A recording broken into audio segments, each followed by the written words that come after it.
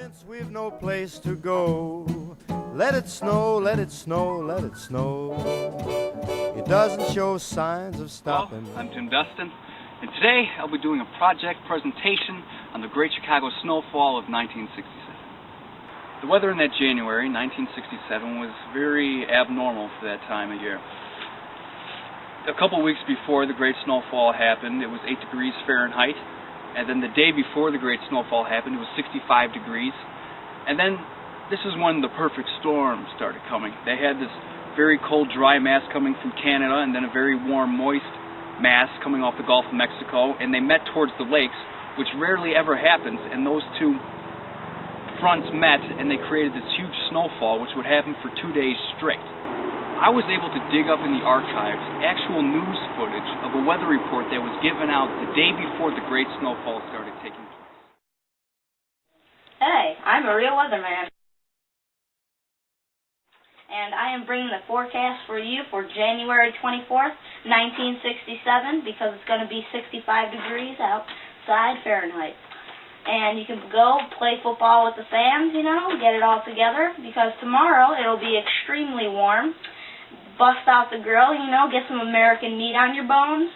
No snow. It's going to be the earliest summer ever. It's going to be... What? By the way, tomorrow we're going to have the worst snow ever.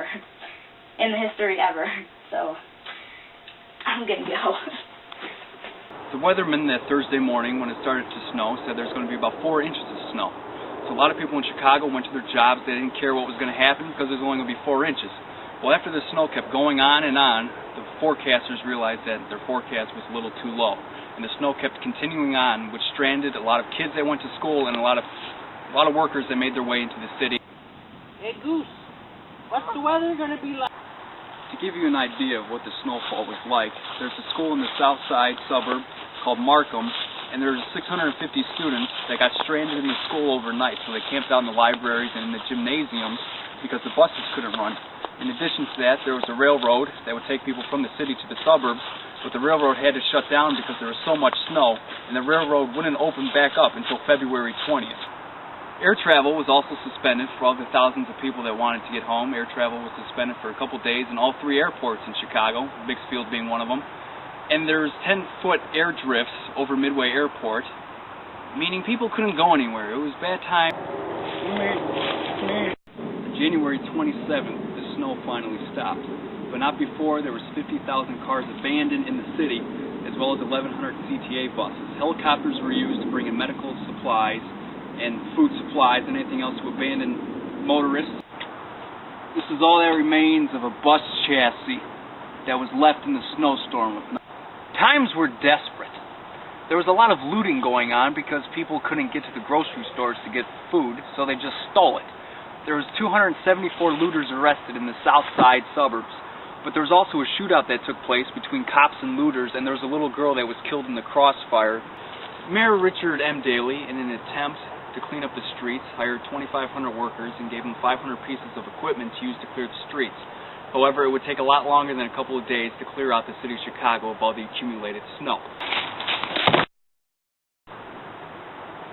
The economic losses that took place in Chicago were about $150 million. In addition to that, there was $8 to $10 million that was just spent on snow removal alone.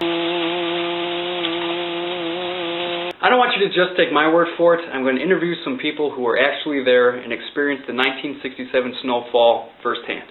I'm with my grandma, Isabel McElveen, and we're going to be talking about the Great Chicago Snowstorm of 1967. So, Grandma, what do you remember about that snowstorm? What I remember is when my husband came home, it took him about 3 hours to get home. When he got home, I said to him, "How come you're so late?" And whenever he says, "Have you looked out the window?" Yeah. I says, "No, I haven't." And the snow was nearly up to the windowsill outside. So when he came in, he was so exhausted. I don't think he ate his dinner that night, but he just lay down on the couch and went to sleep. Where was he working? Was he working downtown? And he was working in Sunbeam. And how long of a commute was that usually for him? And that was usually less than an hour, 50 minutes. And it took them over 3 hours to get home that And it day? took them over 3 hours to get home that day. What do you remember about the snow falling? I remember you telling me stories about how it was piled up along the side of your house.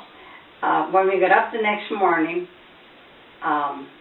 the snow was piled right up to the very second floor of the building. The kids were having the best time. They were sledding down the snow from the window down to the rail. We were supposed to go to a wedding that night, so we never made the wedding because you couldn't even get your car out of the garage. The snow was right up the front door of the garage, and we couldn't even get the car out. But the wedding still went on. But the wedding still went on, and that was Betty Hamilton's wedding. I'm sure nobody showed up to Betty Hamilton's wedding either. We're in Oakland, Illinois, the south side of Chicago, and this is one of the houses here that my grandma was talking about, where the snow came down, but the snow drifts were up to the windows because the wind blew them that way. The kids could actually get their sleds, and they could climb out the windows and go sledding in their own backyard because there was so much snow. I wasn't there, but I heard things. Terrifying things. So I'm here with my dad, Dennis Dustin. I'm going to be asking him questions about the Great Chicago Snowfall of 1967. I was 15 years old, and I woke up one morning, it started to snow, then came Christmas and Easter, and it was still snowing. It snowed for 6 months.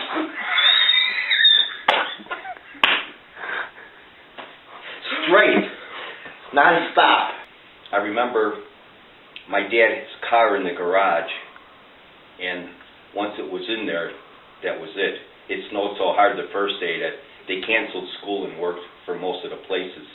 And then it kept snowing for a few days. And I remember after it was all over, the snow was about halfway up to the top of the garage door.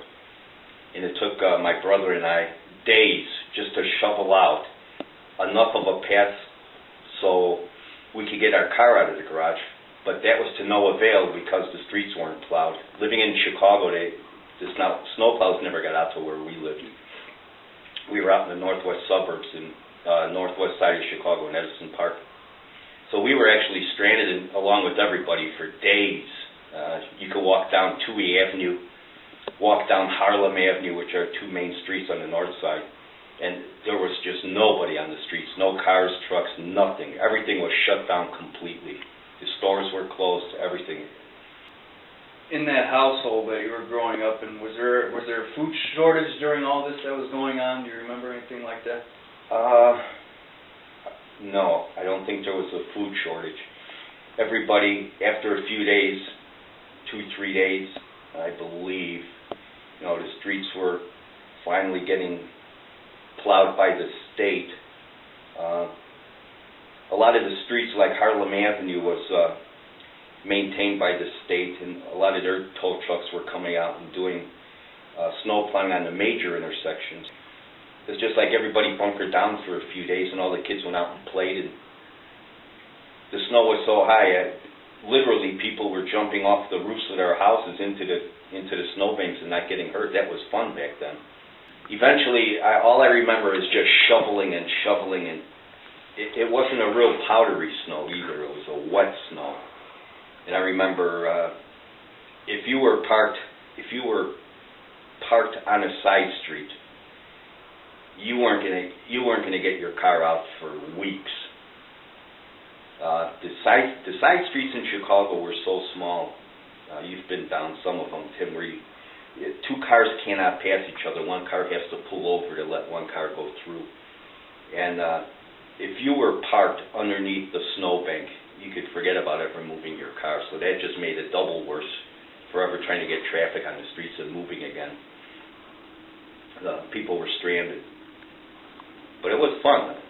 Being a kid, it was fun, not being able to, having to go to school.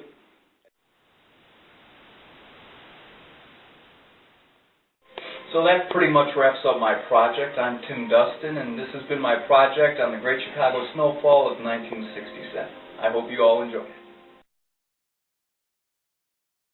Terrifying. Since Since we've no place to go, let it snow, let it snow, let it snow. It doesn't show signs of stopping.